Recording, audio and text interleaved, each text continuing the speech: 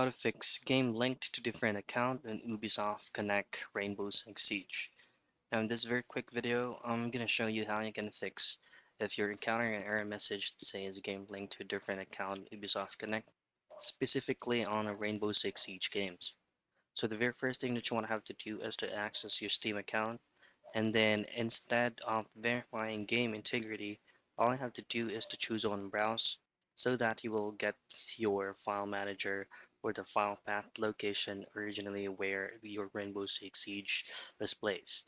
So all I have to do is to copy the file path, and then before executing the troubleshooting, make sure that on your task manager, your Ubisoft Connect or even your Steam account is not currently running.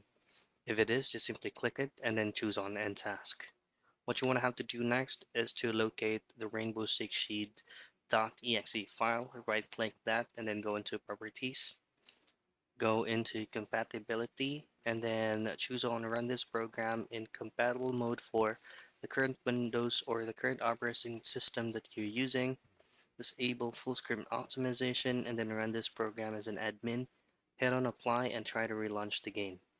And that is how you fix game linked to different account Ubisoft Connect specifically on Rainbow Six Siege.